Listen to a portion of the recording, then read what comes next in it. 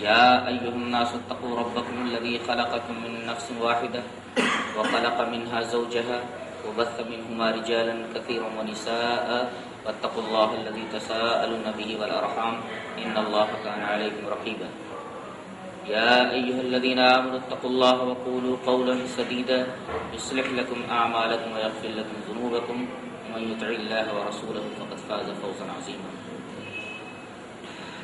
أعوذ بالله من الشيطان الرجيم الذين يأكلون الربا لا يقومون إلا كما يقوم الذي يتخبطه الشيطان من المس ذلك بأنهم قالوا إنما البيع مثل الربا وأحل الله البيع وحرم الربا فمن جاءه موعظة من ربه فانتهى فله ما سلف وأمره إلى الله ومن عاد فأولئك أصحاب النار هم فيها خالدون يمحق الله الربا ويربي الصدقات والله لا يحب كل كفار أثيم إن الذين آمنوا وعملوا الصالحات وأقاموا الصلاة وآتوا الزكاة لهم أجرهم عند ربهم ولا خوف عليهم ولا هم يحزنون يا أيها الذين آمنوا اتقوا الله وذروا ما بقي من الربا واتقوا الله إن كنتم مؤمنين فإن لم تفعلوا فأذنوا بحرب من الله ورسوله وإن تبتم فلكم رؤوس أموالكم لا تظلمون ولا تظلمون.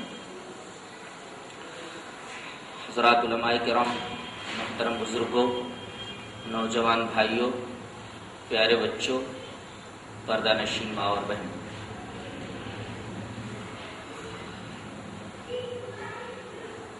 سود یہ معاشرے کا ایک ناسور ہے.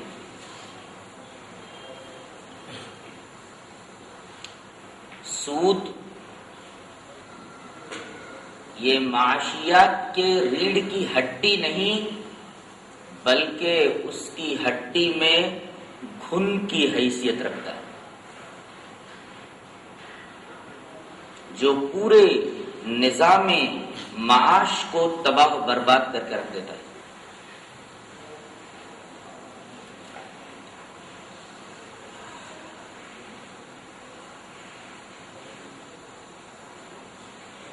بے فکرے لوگوں کا تو حال ہی چھوڑ دیجئے، بڑے بڑے دیندار لوگ، پرہیزگار لوگ، سنن و نوافل کے پابند حضرات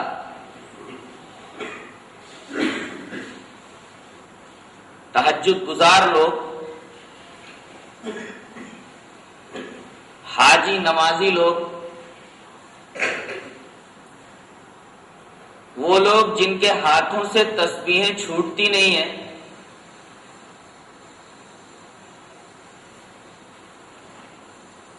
آپ انہیں دیکھیں گے کہ جب یہ اپنی دکانوں میں جاتے ہیں تو ان میں اور ایک بنیے میں اور ایک سود خور یہودی کے درمیان کوئی فرق نہیں ہے.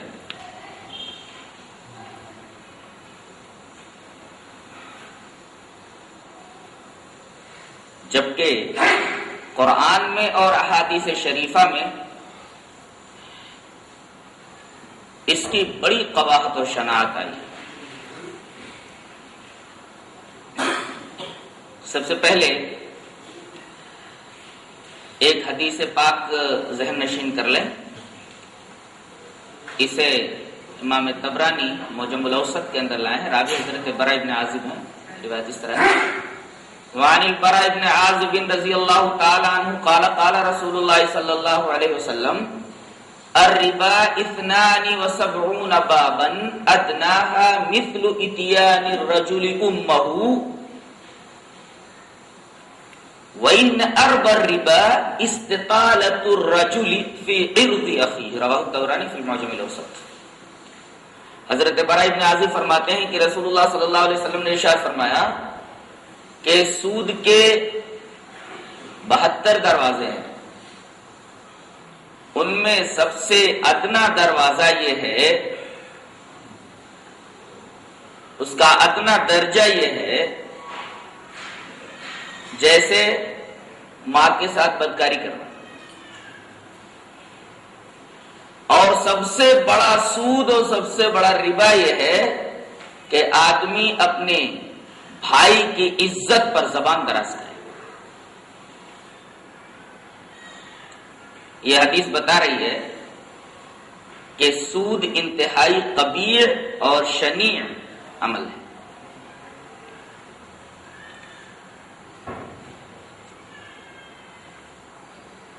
ایک حدیث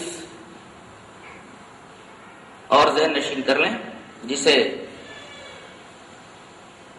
امام ابی داؤد کتاب البیوع کے اندر لائے ہیں. حضرت عبداللہ بن مسعود رضی اللہ تعالیٰ عنہ سے روایت اس طرح ہے. وعن عبداللہ بن مسعود رضی اللہ تعالی عنہ عن النبی صلی اللہ علیہ وسلم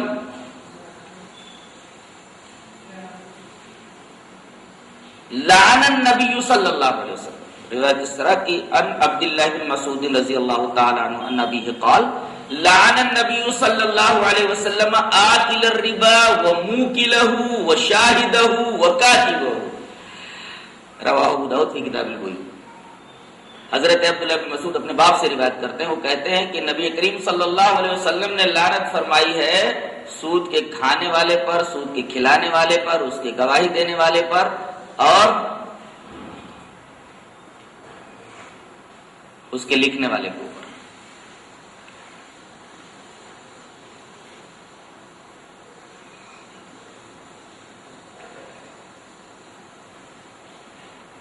حضرت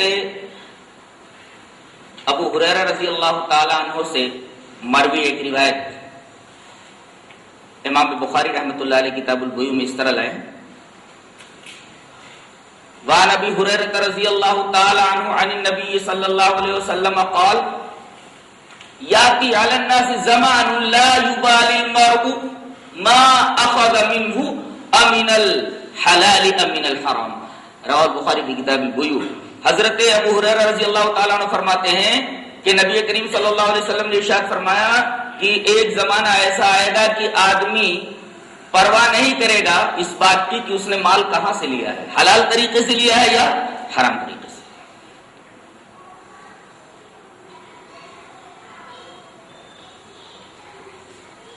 اللہ تبارک و تعالی نے سود خور لوگوں کے بارے میں کیا فرمایا ہے وہ ذرا دیکھ لیتے ہیں. الذين يأكلون الربا لا يقومون إلا كما يقوم الذي يتخبطه الشيطان من المس. وہ لوگ جو سود کھاتے ہیں وہ کھڑے نہیں ہو پائیں گے قیامت کے دن مگر اس طرح کھڑے ہوں گے جیسے کسی انسان کو آسیب نے چھو کر کے خپتی بنا دیا ہو. عام طور پر یہ دیکھا جاتا ہے کہ کسی آدمی کو آسیب لگ جاتا ہے تو وہ اپنے پیروں کے اوپر سیدھا کھڑا نہیں ہو پاتا. کھڑا ہونے کی کوشش کرتا ہے تو کپ کپا کر گر پڑتا ہے، اس لیے کہ اس کا دماغ، اس کا ذہن اس کے قابو میں نہیں ہوتا، اور ذہن کے قابو میں نہ ہونے کی وجہ سے پورا بدن قابو میں نہیں ہوتا. تو آسیب زدہ شخص اپنے پیروں پہ کھڑا نہیں ہو پاتا، کھڑا ہونے کی کوشش کرے تو کپ کپا کر گر پڑتا ہے. ایسے ہی حال سود خوروں کا ہوگا. قیامت کے دن وہ کھڑے ہونے کی کوشش کریں گے لیکن کھڑا نہیں ہو پائیں گے. فرشتے ان کو کھڑا کریں گے تو وہ کپ کپا کر کے گر پڑیں گے. ان کو گھسیٹتے ہوئے اللہ رب العزت کی بارگاہ میں لے جائے گا اور پورا میدان محشر دیکھے گا کہ یہ جو کھڑے نہیں ہو پا رہے ہیں، کھڑے ہونے کی کوشش کرتے تو کپ کپا کر گر پڑتے ہیں. فرشتے ان کو جو گھسیٹ کر بارگاہ رب العزت میں لے جا رہے ہیں، یہ سب کے سب سود خور ہیں.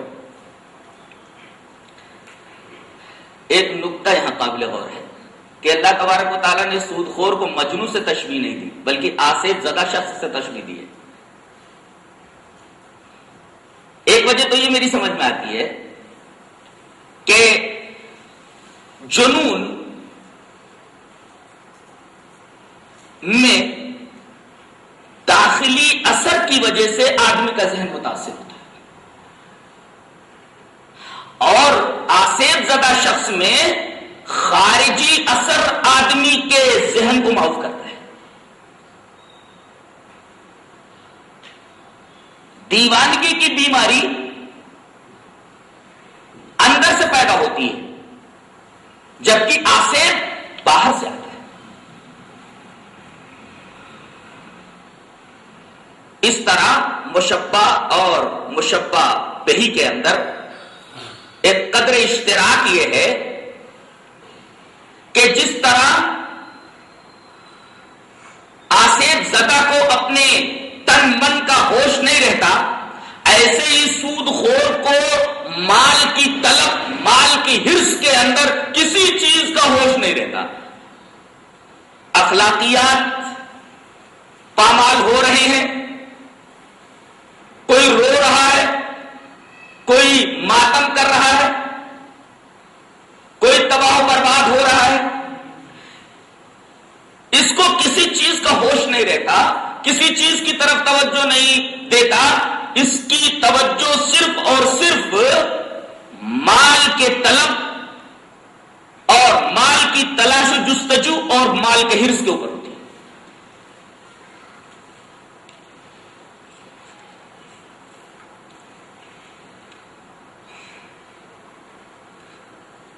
آگے اللہ تبارک و تعالیٰ نے یہ فرمایا کہ ذالک بانہم قالوا انما البیع مثل الربا. سود خور لوگ سود خوری کی حمایت میں ایک بودی اور بوگس دلیل پیش کرتے ہیں کہ ربا اور سود یہ تو بیوپار کی طرح ہے، بلکہ بیوپار ہی کی طرح ہے. در حقیقت یہ جملہ کہہ کر کے انہوں نے دو جرموں کا ارتکاب کیا. جملہ کیا ہے؟ انما البیع مثل الربا، کہ بیوپار، تجارت، بیع یہ سود ہی کی طرح ہے. پہلا جرم تو انہوں نے یہ کیا کہ اللہ تعالیٰ نے سود کو حرام قرار دے دیا تھا، انہوں نے اس کو حلال کر لیا. پہلا جرم تو یہ ہے. اور دوسرا جرم انہوں نے یہ کیا کہ اللہ کے قانون کا انہوں نے مذاق اڑایا اس جملے کے ذریعے. اگر یوں بول دیتے انما الربا مثل البیع، کہ سود بیع ہی کی طرح ہے، تو ایک حد تک یہ جملہ غنیمت تھا. لیکن انہوں نے یہ جملہ استعمال کیا انما البیع مثل الربا، بیع بیوپار جس کی اجازت اللہ دے رہا ہے یہ تو سود ہی کی طرح ہے. اگر سود کو حرام قرار دے دیا جائے تو بیع بھی حرام ہو جائے گا، تجارت بھی حرام ہو جائے گی، بیوپار بھی حرام ہو جائے گا. یہ جملہ در حقیقت اللہ تبارک و تعالیٰ کے قانون کے ساتھ استہزاء اور مذاق ہے. اور دیکھیے حق کے انکار کے 3 درجے ہوتے ہیں. سب سے خطرناک درجہ، سب سے بڑا درجہ انکار حق کا استہزاء بالحق ہے. جیسا کہ اللہ تبارک و تعالی نے سورہ انعام کے اندر ارشاد فرمایا وَمَا تَأْتِيهِم مِّنْ آيَةٍ مِّنْ آيَاتِ رَبِّهِمْ إِلَّا كَانُوا عَنْهَا مُعْرِضِينَ فَقَدْ كَذَّبُوا بِالْحَقِّ فَسَيَأْتِيهِمْ أَنبَاءُ مَا كَانُوا بِهِ يَسْتَهْزِئُونَ. اس میں انکار حق کے 3 درجے بتائے گئے. پہلا درجہ یہ ہے کہ کسی کے سامنے حق پیش کیا جائے تو آپ کی بات سننے کے بجائے پیٹھ موڑ کر چل دو. یہ اعراض عن الحق ہے. انکار حق کا پہلا درجہ اعراض عن الحق. حق بات اس کے سامنے رکھی جائے تو سنی انسنی کر کے اس کان سے سن کر اس کان سے نکال دے اور پیٹھ موڑ کر کے چلا جائے، کوئی بات ہی کرنے پر آمادہ نہ ہو. دوسرا درجہ انکار حق کا اللہ کیا بتا رہا ہے؟ فقد کذبوا بالحق. انکار حق کا دوسرا درجہ تکذیب بالحق ہے کہ حق اس کے سامنے پیش کیا جائے تو حق کی تردید میں حق کو جھٹلانے کے لیے دلائل لائے، جیسا کہ مقلدین کے شیوا کہ حق کو تسلیم نہیں کرتے اور حق کی تکذیب کے لیے بوگس اور ضعیف دلائل پیش کرنے سے باز نہیں آتے. اور تیسرا درجہ ہے فَسَوْفَ يَأْتِيهِمْ أَنبَاءُ مَا كَانُوا بِهِ يَسْتَهْزِئُونَ. اللہ تبارک و تعالی کی آیات کے ساتھ یہ استہزاء کرتے ہیں. استہزاء بالحق یہ اعراض اور انکار کا آخری درجہ ہے کہ اللہ کے قانون کے ساتھ مذاق کیا جائے.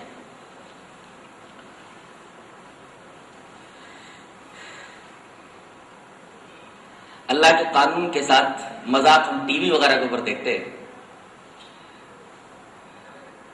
ایک گھٹیا رول جن کو دیا جاتا ہے ان کے چہروں پہ داڑھی ہوتی ہے. گھر کا کوئی نوکر ہے اس کے چہرے پہ داڑھی ہوتی ہے. بازار میں کوئی چھوٹا موٹا ٹھیلا لے کر کے کھڑا کر دیا گیا, اس کا سین لینا ہے, اس کے چہرے پر داڑھی ہے.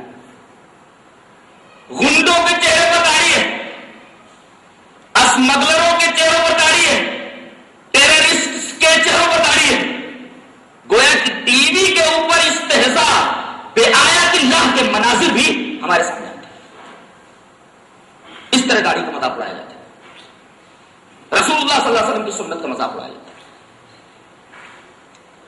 یہ انکار حق کا آخری درجہ ہے. تو انہوں نے انما البیع مثل الربا کہہ کر کے پہلا جرم تو یہ کیا کہ انہوں نے اللہ کے اس قانون کا انکار کر دیا اور سود کو حلال ہی جانا. دوسرا جرم انہوں نے یہ کیا کہ اللہ کے اس قانون کے ساتھ مذاق کیا کہ اگر سود کو حرام مان لیا جائے تو بیع بھی حرام ہو جائے گی اور تجارت بھی حرام ہو جائے گی, بیوپار بھی حرام ہو جائے گا. نہیں تو جملہ آپ نے نہیں دیکھا, انما البیع مثل الربا, انما حصر کے لیے آتا ہے. جیسے کہا جائے انما انا بشر, میں انسان ہی ہوں. تو انما البیع مثل الربا کا مطلب کیا ہوا کہ بیوپار سود ہی کی طرح ہے. سود کو اگر کوئی حرام قرار دیتا ہے تو اس طرح تو بیوپار کو بھی حرام قرار دینا لازم ہے.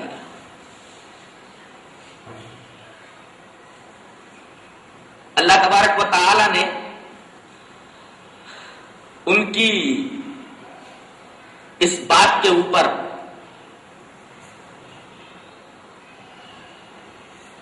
کوئی جوابی کارروائی نہیں فرمائی.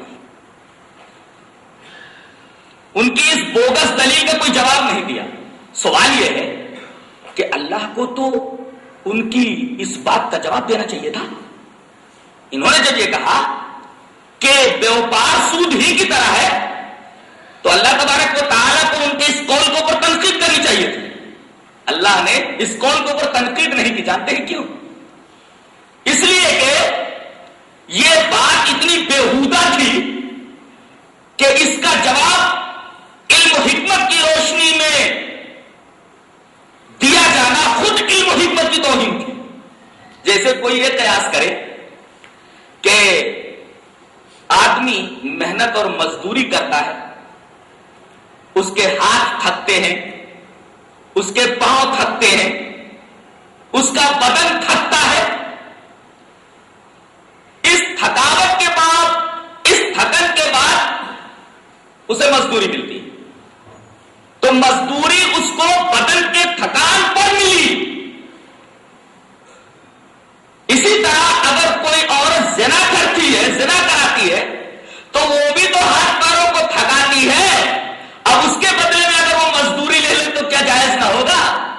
چونکہ یہ ایک بےہودہ قیاس تھا. تو اللہ تبارک و تعالیٰ نے اس بےہودہ قیاس کا کوئی جواب نہیں دیا, بلکہ جواب میں حاکمانہ انداز اختیار فرمایا. وَأَحَلَّ اللَّهُ الْبَيْعَ وَحَرَّمَ الرِّبَا. غور سے سنو, تمہاری بات بالکل بےہودہ ہے. اس کا جواب علم حکمت کی روشنی میں دیا جانا خود علم حکمت کی توہین ہے. خبردار, ہم نے جب ربا کو حرام کر دیا سو وہ حرام ہے, بیع کو حلال کر دیا سو وہ حلال ہے. اور اللہ تعالی نے یہاں عقل والوں کو, شعور والوں کو یہ بات سمجھانی چاہیے کہ اگر یہ لوگ تھوڑی بھی عقل استعمال کریں, تھوڑی سی بھی فہم استعمال کریں تو ان کو ربا اور بیع کے درمیان فرق واضح طور پر معلوم ہو جائے گا. تھوڑی سی بھی عقل استعمال کریں تو بیوپار اور سود کے درمیان فرق بالکل واضح طور پر معلوم ہو جائے گا کہ تجارت کے اندر مال کے مقابلے میں مال ہوتا ہے. غور کیجیے, تجارت میں اور بیوپار میں مال کے بدلے مال ہوتا ہے.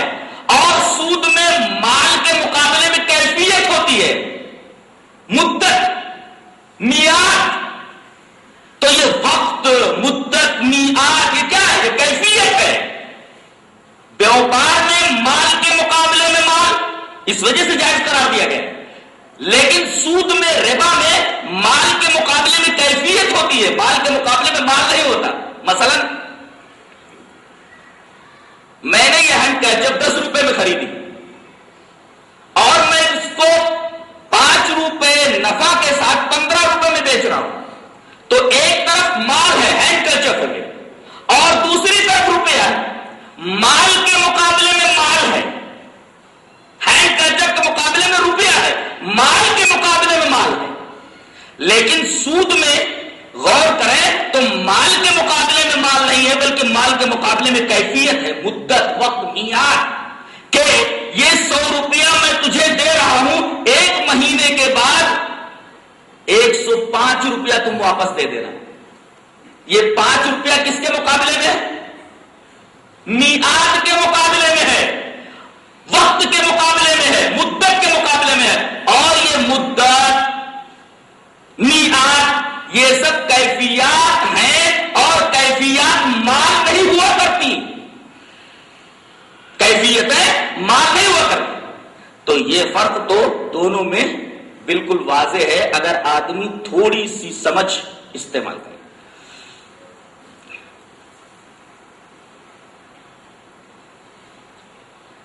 حدیث شریف میں سود کی ایک تعریف بیان کی گئی ہے.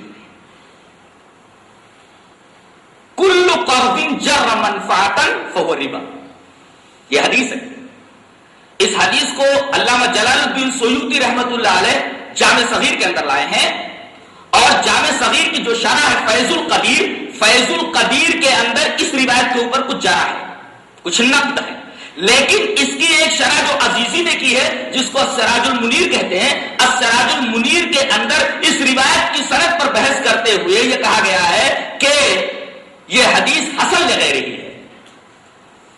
حسن لغیرہی ہونے کی وجہ سے قابل استدلال ہے. سود کی کیا تعریف کی گئی ہے؟ کل قرض، نبی نے کیا تعریف کی ہے؟ کل قرض جر منفعتا فهو ربا.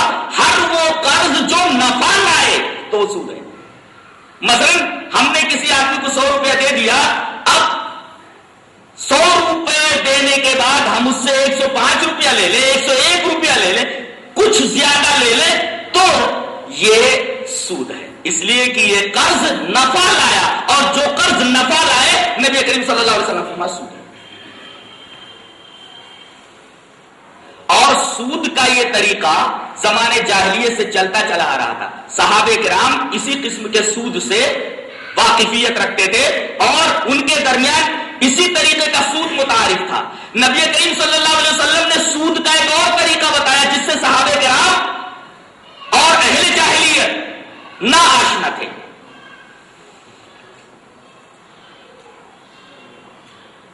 وہ سود کیا ہے جو نبی نے بتایا، جس سے اہل جاہلیت آشنا نہیں تھے اور صحابہ کرام کو اس قسم کے سود سے واقفیت نہیں تھی. اس سلسلے میں حضرت عبادہ ابن صامت رضی اللہ تعالیٰ عنہ سے مروی ایک روایت پڑھتا ہوں جو ترمذی میں کتاب البیوع کے اندر موجود ہے. روایت اس طرح: وعن عبادہ بن صامت رضی اللہ تعالیٰ عنہ عن النبی صلی اللہ علیہ وسلم قال: الذهب بالذهب مثلا بمثل والفضة بالفضة مثلا بمثل والتمر بالتمر مثلا بمثل والبر بالبر مثلا بمثل والملح بالملح مثلا بمثل والشعير بالشعير مثلا بمثل فمن زاد أو ازداد فقد أربى. بيعوا الذهب بالفضة كيف شئتم يدا بيد وبيعوا البر بالتمر كيف شئتم يدا بيد وبيعوا الشعير بالتمر كيف شئتم يدا بيد. رواه الترمذي في كتاب البيوع. حضرت امام ترمذی اس حدیث پاک کو اسی طریقے سے پوری کی پوری روایت ایسے ہی لائے. حضرت عبادہ بن ثابت فرماتے ہیں کہ نبی کریم صلی اللہ علیہ وسلم نے ارشاد فرمایا کہ سونے کو سونے کے بدلے بیچنا برابر برابر ہونا چاہیے، اور اسی طریقے سے کھجور کو کھجور کے ساتھ برابر برابر، نمک کو نمک کے ساتھ برابر برابر، جو کو جو کے ساتھ برابر برابر، گیہوں کو گیہوں کے ساتھ برابر برابر.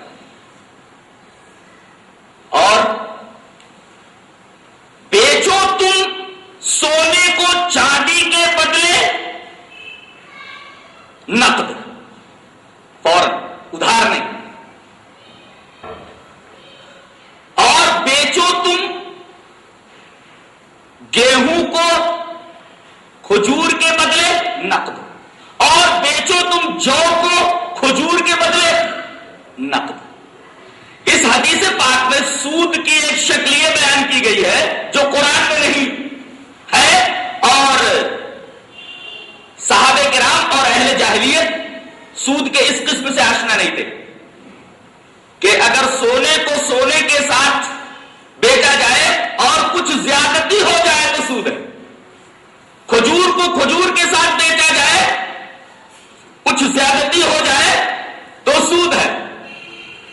خلاصہ یہ کہ ان 6 چیزوں کو بیچنا کمی زیادتی کے ساتھ اور ادھار کے ساتھ یہ سود ہے۔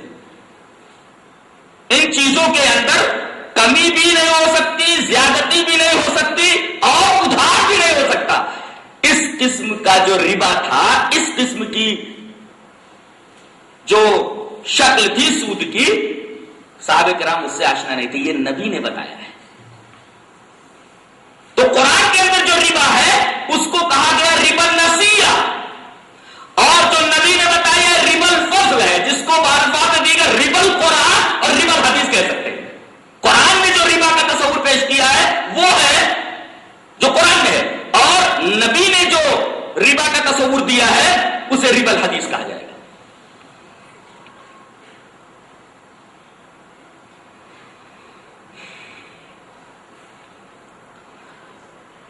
آپ غور کریں تو آپ کو پتا چلے گا کہ اللہ تبارک و تعالی نے مال اور محنت کے تبادلے پر اس زندگی کا نظام قائم فرمایا ہے۔ اب مال اور محنت کے اس تبادلے کے اندر کہیں اگر ظلم و جور کا شائبہ آ جائے، کوئی طریقہ گھس آئے، تو اللہ تبارک و تعالی نے ایسے تمام طریقوں کو ممنوع قرار دے دیا ہے۔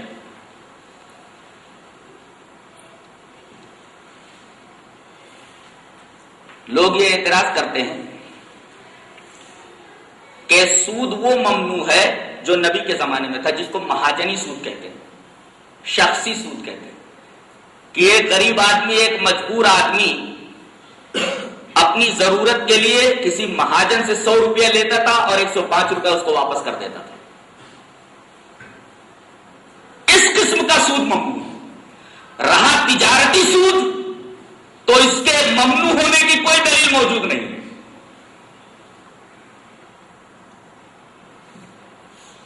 کیا حقیقت میں ایسا ہے؟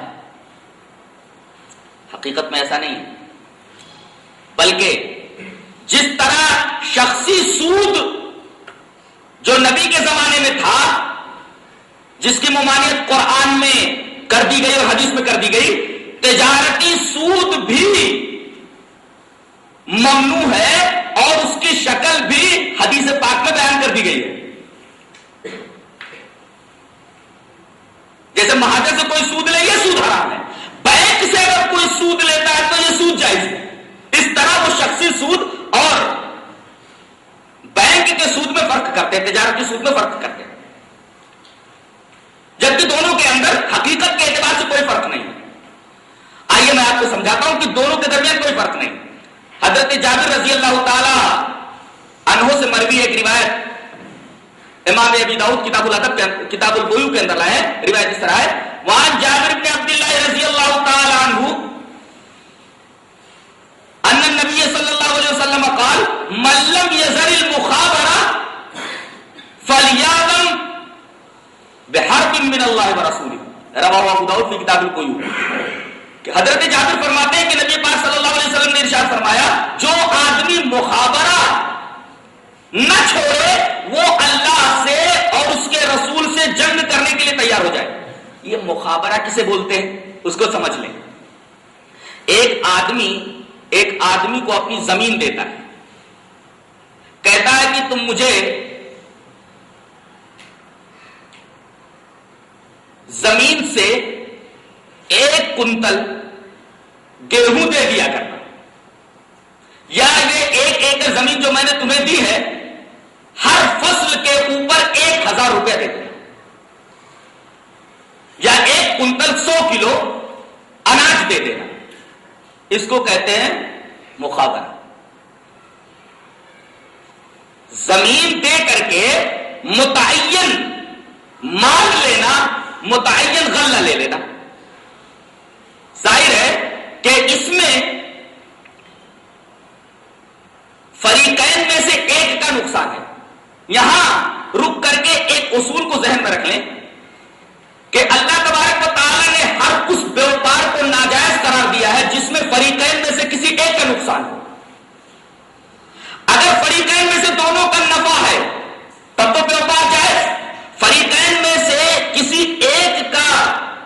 نفع ہے کسی ایک کا نقصان ہے تو ایسا بیوپار، ایسی بیع اور ایسی تجارت حرام ہے.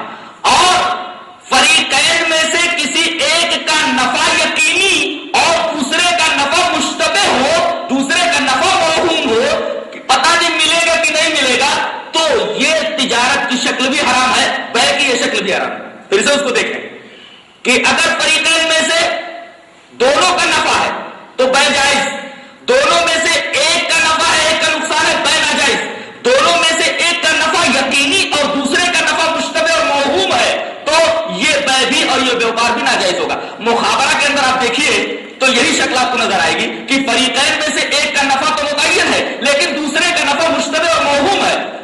آپ 1 ایکڑ زمین دے کر کے 1000 روپیہ فصل کے اوپر لے رہے ہیں یا 100 کلو گیہوں لے رہے ہیں، 100 کلو غلہ لے رہے ہیں.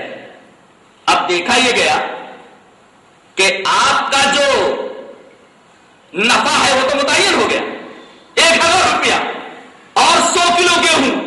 ہو سکتا ہے کہ 1 ایکڑ کے اندر جو فصل آئی ہے وہ 500 روپے کی ہو یا اس کے اندر صرف 50 کلو غلہ آیا ہو. اب بتائیے 50 کلو غلہ آیا ہے، دینا ہے آپ کو 100 کلو، ایک کا نقصان ہوا کہ نہیں ہوا؟ غلہ آیا ہے 500 کا اور دینا ہے آپ کو 1000، تو فریقین میں سے ایک کو نفع ہوا ایک کو نقصان ہوا. ایک کا نفع یقینی تھا دوسرے کا نفع موہوم اور مشتبہ تھا، لہذا ایسی بیع جس میں ایک کا نفع یقینی اور دوسرے کا مشتبہ اور موہوم ہو، ایسی بیع بھی حرام اور ناجائز ہے. اب آئیے بینکنگ سسٹم کے اوپر آتے ہیں. بینکنگ سسٹم کو آج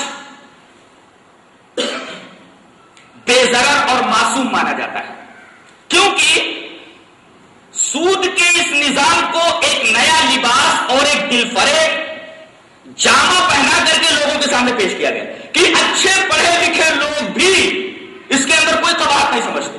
وہ یہ کہتے ہیں کہ بینک سے سود لینا یہ ناجائز کیسے ہو سکتا ہے. اچھے پڑھے لکھے لوگوں کا بھی دماغ خراب ہو کر کے رہ گیا اور وہ بینک سے سود لینے کو جائز سمجھتے ہیں. جبکہ اگر آپ دیکھیں تو بینکنگ سسٹم نے معاشرے کے اندر جتنی معاشی ناہمواریاں پیدا کی ہیں اس سے زیادہ معاشی ناہمواری کسی اور طریقے نے، کسی اور برائی نے، کسی اور نظام نے نہیں پیش کی ہے. معاشی ناہمواریاں یہ صرف بینکنگ سسٹم کی وجہ سے آئی ہیں. جو لوگ بینکنگ سسٹم کے اوپر نگاہ رکھتے ہیں انہیں حقیقت حال کا پورا اندازہ ہے.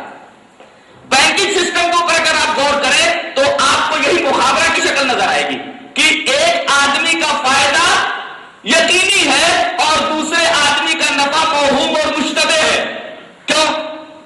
پہلے آئیے ہم بینکنگ سسٹم کو سمجھ لیتے ہیں. بینکنگ سسٹم ہوتا کیا ہے؟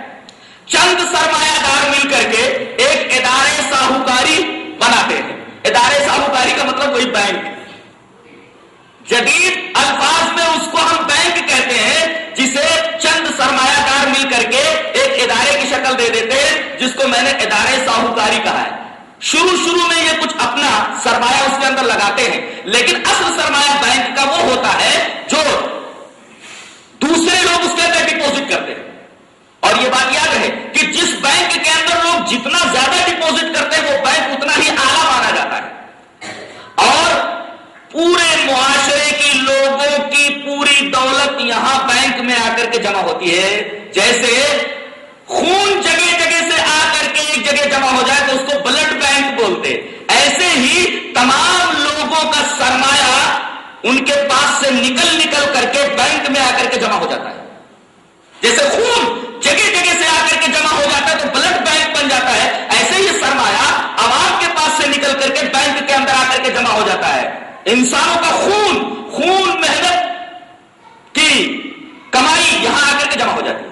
اب یہ بینک کے جو ذمہ داران ہیں، سرمایہ دار ہیں، یہ ان لوگوں کو جنہوں نے یہ سرمایہ فراہم کیا ہے ان کو یہ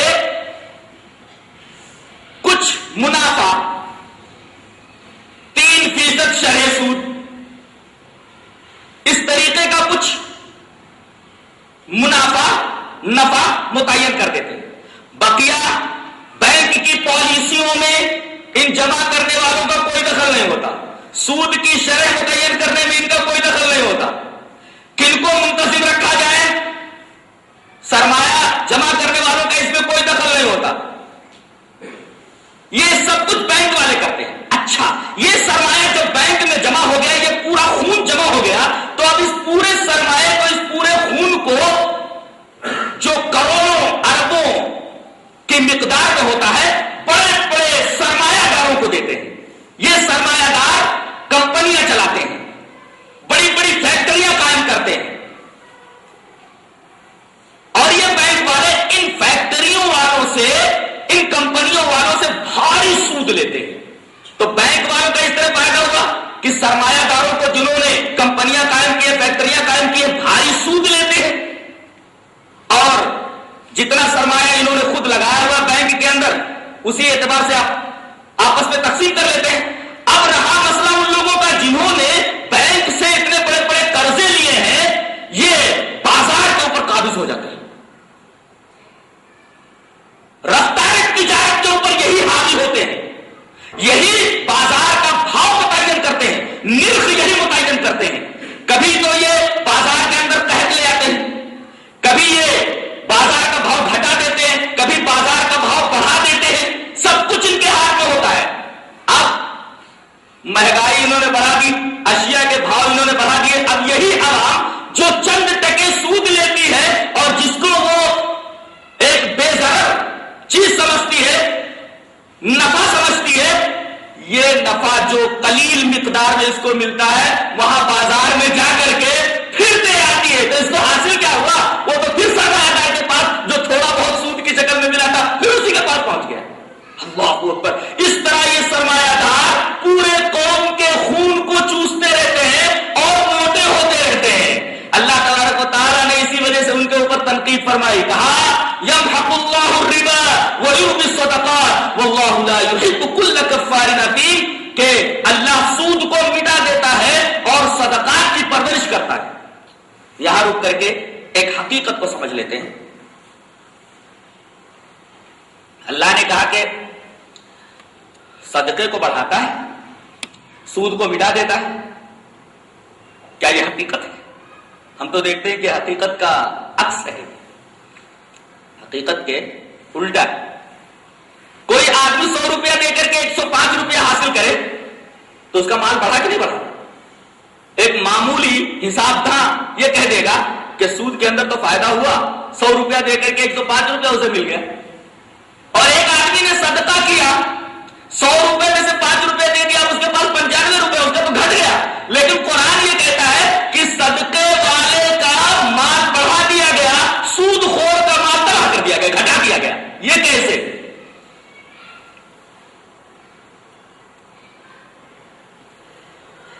ایسے کہ سود خور کا مال اسی طریقے سے بڑھا جیسے بدن کے اوپر سوجن آ جاتی ہے، ورم آ جاتا ہے. پیر پر ورم آ جائے، چہرے کے اوپر ورم آ جائے، بدن کے اوپر ورم آ جائے، تو عقل مند لوگ اس ورم کو اچھا سمجھتے ہیں کہ بدن کی یہ زیادتی ناپسند سمجھی جاتی ہے کہ کہیں بدن کا یہ ورم موت کی نشانی تو نہیں ہے، اس کا بدن پھولتا جا رہا ہے. تو بظاہر بدن بڑھ رہا ہے، لیکن عقل مند آدمی بدن کی اس زیادتی کو ناپسند کرتا ہے کہ یہ ورم، یہ تباہی کا پیش خیمہ ہے. ایسے ہی بظاہر سود خور کا مال بڑھتا رہتا ہے، اس کی مثال بدن کے ورم کی طرح ہے کہ کوئی عقل مند آدمی اس زیادتی کو پسند نہیں کرتا. ایک سود خور معاشرے کے اندر کیا حیثیت رکھتا ہے؟ ایک معمولی آدمی جو بولتا ہے یہ سود خور ہے، اس کی کیا عزت رہے گی؟ ایک تو اس کی عزت معاشرے سے ختم ہو جاتی ہے، اور دوسرے اللہ تبارک و تعالیٰ طرح طرح کی بیماریاں اس کے گھر کے اندر پیدا کر دیتا ہے، ان بیماریوں سے اسے فرصت نہیں ملتی ہے. اور ایک بات اور یاد رکھیں کہ فیکٹریوں کے اندر سامان راحت تو بنتا ہے، راحت نہیں بنتی. یاد رکھیں، فرنیچر بنتے ہیں، اچھے اچھے قالین بنتے ہیں، ساری چیزیں راحت کی اور سارے سامان راحت فیکٹریوں میں، کمپنیوں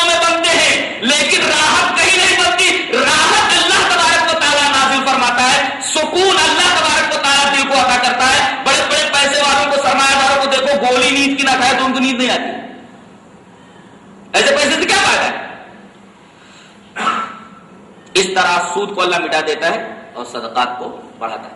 غور کریں تو صدقے کی حقیقت اور سود کی حقیقت میں 3 طریقے کا فرق نظر آتا ہے. دونوں 3 طریقے سے ایک دوسرے کے متضاد ہیں, ایک دوسرے کے الٹے. کیسے؟ صدقے میں مال بلا معاوضہ دے دیا جاتا ہے اور سود میں بلا معاوضہ مال لے لیا جاتا ہے. بالکل الٹا ہے. صدقے کے بالکل الٹا سود ہے. یہاں بلا معاوضہ مال دے دیا جاتا ہے اور سود میں بلا معاوضہ مال لے لیا جاتا ہے کہ نہیں؟ ارے بھائی آپ نے 100 پر 105 روپیہ لے لیا, 5 روپیہ بلا معاوضہ لیا آپ نے نا. تو صدقے میں مال بلا معاوضہ دے دیا جاتا ہے, سود میں مال بلا معاوضہ لے لیا جاتا ہے. پہلا فرق تو یہ ہے, دونوں میں پہلا تضاد تو یہ. اور دوسرے,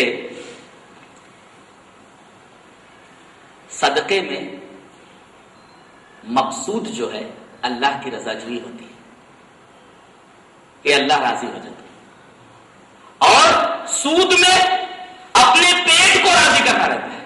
صدقے میں اللہ کو راضی کرنا ہوتا ہے اور سود میں پیٹ کو راضی کرنا رہتا ہے, نفس کو راضی کرنا رہتا ہے. اس طرح سود اور صدقے میں دوسرا فرق ہے.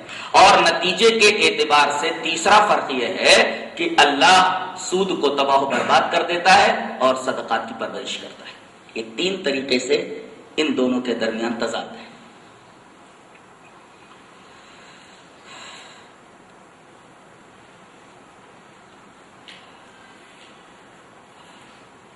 غور کریں تو ایک بات آپ کو اور معلوم ہوگی کہ ربا کو ناجائز کیوں قرار دیا گیا ہے. آپ پر یہ حقیقت منکشف ہوگی کہ منافع کی منصفانہ تقسیم یہ بیوپار اور منافع کی ظالمانہ تقسیم ربا ہے. منافع کو منصفانہ طور پر تقسیم کر دو یہ بیوپار ہے, اور منافع کو ظالمانہ طور پر تقسیم کر دو تو یہ ربا ہے. کیسے؟ میں نے آپ کو 1 لاکھ روپیہ دیا, 1 لاکھ میں آپ نے 50,000 روپیہ سال کے اندر کمایا, مجھے 3% شرح سود کے حساب سے چند سینکڑے دے دیے, 1000 روپیہ مثلا آپ نے دے دیا, 49,000 تو آپ کے ہو گئے نا. مال میرا, چند ٹکے مجھے ملے, 49,000 آپ کو مل گیا. یہ نفع کی ظالمانہ تقسیم ہے, اس وجہ سے اس کو حرام قرار دے دیا گیا.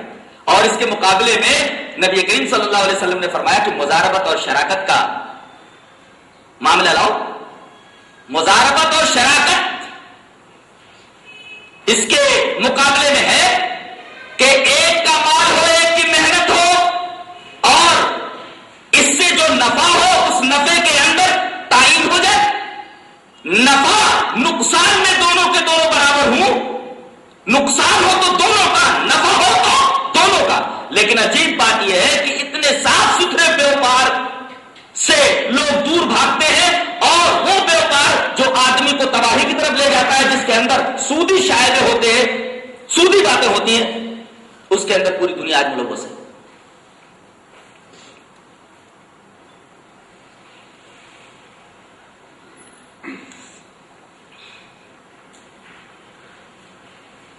کچھ لوگ کچھ اعتراضات پیش کرتے ہیں. مثلا ایک اعتراض تو یہ ہے کہ ہم دکان کرائے پر دے دیتے ہیں. کہتے ہیں یہ میری دکان ہے, مہینے میں 500 روپیہ اس کا کرایہ. تو دکان تو آپ ہی کی ہے, یہ 500 روپیہ کیوں لے رہے ہیں الگ سے, کس کے بدلے میں لے رہے ہیں؟ مکان ہے, کہتے ہیں کہ یہ میرا مکان ہے, مہینے میں 500 روپیہ اس کا کرایہ ہے. یہ 500 روپیہ آپ کیوں لے رہے ہیں؟ آپ کا ایک رکشہ ہے, آپ کی ایک ٹیکسی ہے, آپ کسی ڈرائیور سے یہ کہتے ہیں کہ میری یہ ٹیکسی چلا, میرا یہ رکشہ چلا, ہر روز مجھے 100 روپیہ لا کر دے دیا کر. یہ شکل جائز ہے, اس لیے کہ یہ اجارہ ہے, اجرت پر دینا. اس میں اور سود میں زمین اور آسمان کا فرق ہے. اس لیے کہ اجارہ میں اصل شے برقرار ہوتی ہے, نفع جو حاصل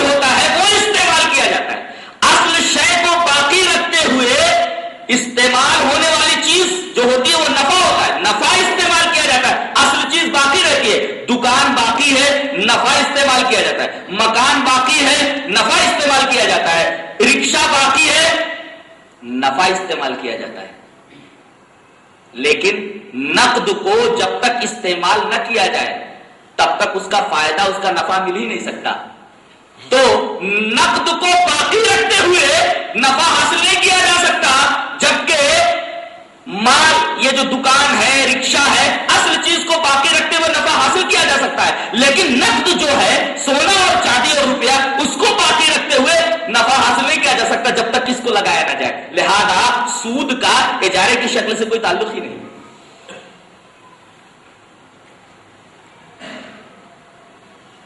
ایک شکل اور بڑی گہری ہے، اس کو سمجھ لیں تو بے بالتقسیط جو آج قسطوں کے اوپر لوگ چیز لیتے ہیں اس کا مسئلہ حل ہو جاتا ہے. اس کے اوپر ہم ذرا بہت باریک بینی سے گفتگو کرنا چاہتے ہیں. ایک مکان شہر کے بالکل کنارے پر ہے،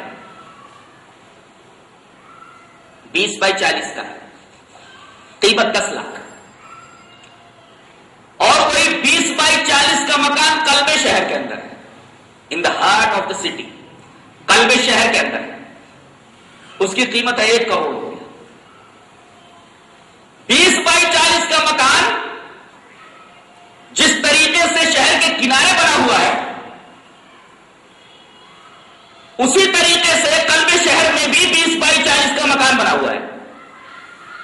لیکن جو شہر کے کنارے ہے اس کی قیمت 10 لاکھ اور جو قلب شہر کے اندر ہے اس کی قیمت 1 کروڑ ہے.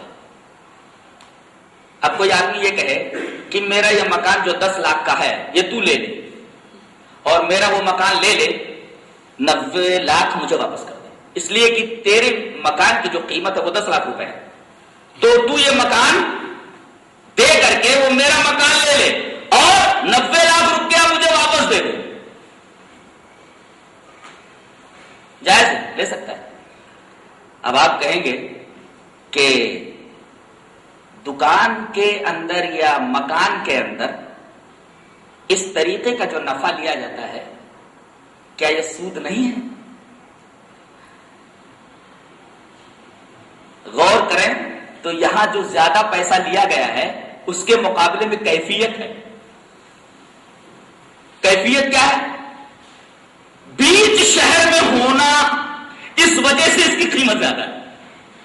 یہ بیچ شہر میں ہونا کیا ہے؟ کیفیت ہے، حالت ہے.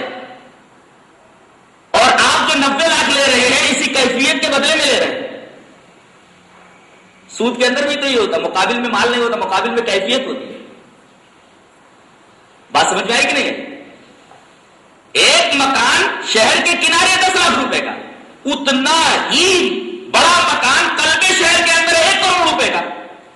آپ وہ مکان دے کر کے 90 لاکھ روپے اس سے واپس لے رہے ہیں. یہ 90 لاکھ روپے آپ کیوں واپس لے رہے ہیں؟ مکان تو ایک جیسا ہے. جواب اس کا یہی ہے کہ چونکہ وہ قلب شہر میں واقع ہے اس وجہ سے اس کی قیمت زیادہ ہے. یہ قلب شہر میں واقع ہونا یہ کیفیت ہے. اس کے مقابلے میں آپ نے 90 لاکھ روپیہ لیا ہے تو کیفیت کے مقابلے میں اگر آپ پیسہ لیں گے تو وہ سود ہو جائے گا. یہی حال تو سود کا ہے کہ ایک آدمی 100 روپیہ دیتا ہے اور کہتا ہے کہ 1 مہینے کی مدت کے اندر تجھے 5 روپیہ زیادہ دینا ہے. تو یہ 5 روپیہ جو زیادہ لیا اس نے مدت کے مقابلے میں لیا ہے اور مدت کیفیت ہے، یہ حرام ہے. مکان کے اندر یہ چیز جائز کیسے ہو سکتی ہے؟ وہاں بھی تو 90 لاکھ کیفیت کے مقابلے میں ہے، یعنی قلب شہر میں ہونا یہ کیفیت ہے، اس کے مقابلے میں 90 لاکھ ناجائز ہونا چاہیے. جواب اس کا یہ ہے کہ سود کے اندر یہ جو کیفیت ہوتی ہے براہ راست اس کیفیت کو خریدا جاتا ہے. اس کیفیت کے مقابلے میں مال براہ راست ہوتا ہے اور مکان کی بابت، مکان کے معاملے میں یہ کیفیت ضمنی طور پر ہوتی ہے. وہاں اس وجہ سے سود حرام ہے کہ براہ راست وہاں کیفیت کو خریدا جا رہا ہے. یہاں مکان کے ساتھ ساتھ کیفیت بھی، اس کے حق بھی اور اسی طریقے سے اس کی حالت بھی، یہ سب کی سب ضمناً فروخت ہو جاتی ہے. وہاں براہ راست فروخت ہو رہی ہے اور یہاں ضمنی طور پر فروخت ہو رہی ہے. تو ضمنی طور پر اگر فروخت ہو رہی ہے تو وہاں پر کیفیت کے مقابلے میں مال آ سکتا ہے, یہاں جواز ہے. اب بیع بالتقسیط کو بھی دیکھ لیجئے کہ یہ موٹر سائیکل اگر لے رہے ہو ابھی تو 50,000 کی ہے,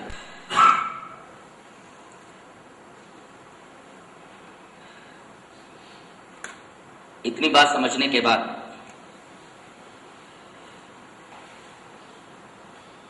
یہ بات بھی سمجھنا ضروری ہے کہ اگر کوئی آدمی سود خور تھا, سود کے مال سے اس نے بلڈنگ بنا لی, دکان بنا لی, اب وہ توبہ کرنا چاہ رہا ہے. جیسے صحابہ کرام سودی کاروبار کیا کرتے تھے اور سودی مال سے انہوں نے پراپرٹیز بنائی تھی. جیسے ہی سود کے حرام ہونے کا حکم نازل ہوا, سود حرام ہوا, تو اب ان پراپرٹیز کا کیا ہوگا جو سود سے خریدی ہوئی تھی, سود کے مال سے خریدی ہوئی تھی. ایک آدمی نے سود کا کاروبار کر رکھا تھا اور جب تک توبہ نہیں کی تھی سود کے مال سے اس نے پراپرٹیز وغیرہ بنائی. اب یہ پراپرٹیز کیا کرے, اللہ کے راستے میں دے دے یا اس کو استعمال کرنے کی اجازت قرآن نے دی ہے؟ جی ہاں دی ہے. اللہ نے فرمایا وَأَحَلَّ اللَّهُ الْبَيْعَ وَحَرَّمَ الرِّبَا فَمَنْ جَاءَهُ مَوْعِظَةٌ مِّن رَّبِّهِ فَانْتَهَىٰ فَلَهُ مَا سَلَفَ. اگر اللہ کی طرف سے نصیحت آ گئی کہ اب سود سے تجھے رک جانا ہے, حکم آ گیا, یا سود میں ملوث تھا بعد میں اس نے توبہ کر لی, تو اللہ فرماتا ہے توبہ کر لی اس نے, فَانْتَهَىٰ رک گیا, توبہ کر لی, فَلَهُ مَا سَلَفَ. تو گزشتہ زمانے میں سود سے جو اس نے پراپرٹیز بنائی ہے وہ اسی کی ہے, فَلَهُ اسی کی ہے, مَا سَلَفَ, اس لیے کہ اس نے اب توبہ کر لیا. ہاں اس کے بعد اگر اس کا اعادہ کرتا ہے وَمَنْ عَادَ فَأُولَٰئِكَ أَصْحَابُ النَّارِ هُمْ فِيهَا خَالِدُونَ, اگر اس کا اعادہ کرتا ہے آدمی سود کی حرمت کا حکم آ جانے کے بعد, سود کی حرمت واضح ہو جانے کے بعد, تو ایسا آدمی جہنمی ہے. اللہ تبارک و تعالیٰ نے اسے جہنمی ہونے کی خبر دی, اس کے جہنمی ہونے کے بارے میں صاف اور واضح طور پر ارشاد فرما دیا. اس کے بعد ایک اور نقطہ آیت کریمہ میں موجود ہے, یمحق اللہ الربا ویربی الصدقات واللہ لا یحب کل کفار اثیم. یہ کہہ کر کے کہ اللہ سود کو مٹا دیتا ہے اور صدقات کی پرورش کرتا ہے, اس کو بڑھاتا رہتا ہے, اور اللہ کفار کو اور اسیم کو پسند نہیں کرتا. دو صفتیں لائی گئی. یہ دو صفتیں کائے کو لائی گئی؟ کفار اور اسیم. اگر کوئی آدمی حرمت سود کو جاننے کے بعد اس کو جائز سمجھتا ہے تو کافر ہے, اور حرمت سود کو جاننے کے بعد کہ اللہ کی طرف سے یہ چیز حرام کر دی گئی ہے اس میں وہ ملوث ہے تو وہ فاسق و فاجر ہے, گنہگار ہے, اس کو توبہ کرنا چاہیے. اس وجہ سے یہ دو صفتیں لائی گئی, کفار اور اسیم کی.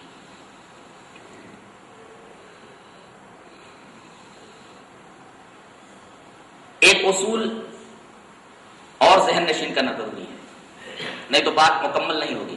اللہ تبارک و تعالیٰ نے ایک جگہ ارشاد فرمایا یا ایھا الذین آمنوا لا تاکلوا اموالکم بینکم بالباطل الا ان تکون تجارۃ عن تراض منکم.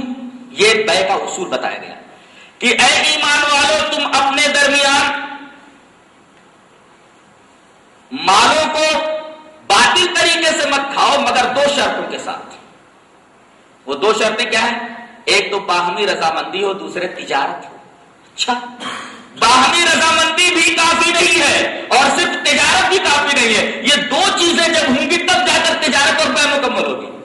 اگر یہ کہہ دیا جائے کہ باہمی رضامندی سے کوئی سودا طے کر لیا جائے تو وہ جائز ہو جائے گا, تو ایسے تو زنا کی بھی اجازت ہو جائے گی کہ ایک عورت جو ہے اپنی رضامندی سے اس بدکاری کے لیے تیار ہو جاتی ہے اور ایک آدمی اس کے مقابلے میں مال دیتا ہے.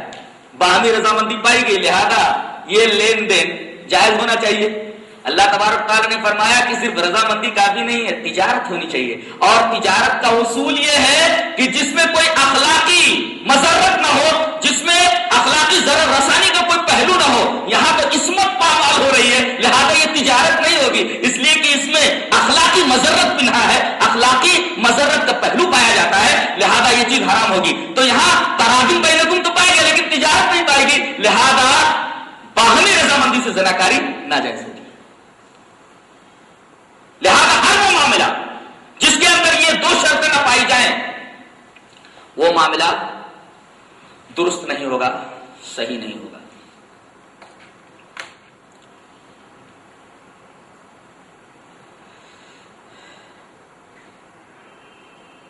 بات اب تک یہ کھل کر سامنے آئی کہ اسلامی معاشرے میں سود سب سے بڑا گناہ ہے. حضرت امام مالک کا واقعہ کہیں میں نے پڑھا تھا کہ ان کے پاس ایک شخص آتا اور کہتا ہے کہ میں نے اپنی بیوی کو یہ کہہ کر کے طلاق دی ہے کہ اگر شراب سے بھی بڑا کوئی گناہ ہو تو تیرے اوپر طلاق. تو کیا حضرت اس کے اوپر ایک طلاق ہو گئی کہ نہیں؟ امام مالک نے فرمایا مسئلہ واضح نہیں ہے، کل آنا. دوسرے دن پھر آیا، کہا کہ حضرت آپ نے مسئلہ نہیں بتایا. کہا کہ کل آنا، مسئلہ واضح نہیں ہوا. جب تیسرے دن آیا تو آپ نے فرمایا تیری بیوی کے اوپر ایک طلاق ہو گئی ہے. کیوں؟ اس لیے کہ میں نے قرآن حکیم میں غور کیا تو یہ پتا چلا کہ سود سے بڑا کوئی گناہ نہیں ہے، شراب سے بھی بڑا گناہ سود ہے. اس لیے کہ تو نے یہ کہا ہے نا کہ شراب سے بھی بڑا اگر کوئی گناہ ہو تو تیرے اوپر طلاق، تو شراب سے بڑا گناہ ایک ہے سود. اس نے کہا حضرت یہ کیسے؟ کہا کہ سود کے اوپر اللہ تبارک و تعالی نے جو وعید بیان فرمائی ہے وہ یہ ہے کہ اگر آدمی سود خوری سے بچتا نہیں ہے، سود خوری سے توبہ نہیں کرتا، تو وہ اللہ اور اس کے رسول سے جنگ کے لیے تیار ہو جائے. یہ کسی گناہ کے اوپر نہیں. ایسی بات، ایسی وعید کسی گناہ کے اوپر نہیں ہے کہ اللہ اور اس کے رسول سے جنگ کرنے کے لیے تیار ہو جاؤ. شراب گناہ ہے لیکن اس کے اوپر یہ وعید نہیں ہے، کسی بھی گناہ کے اوپر یہ وعید نہیں ہے. لہذا تیری بیوی کے اوپر ایک طلاق ہو گئی، اس لیے کہ سود شراب سے بھی بڑا گناہ ہے. یہ سود کے اوپر بنیادی اور اساسی بحث تھی. اگر کسی نے اس بحث کو اچھی طرح سمجھ لیا تو وہ سود کے تمام اقسام کو غور و فکر کے ذریعے اچھی طرح سمجھ سکتا ہے. میں نے اصولی بحث کر دی. اللہ ہمیں اچھی سمجھ اور اچھے عمل کی توفیق عطا فرمائے. وآخر دعوانا الحمدللہ.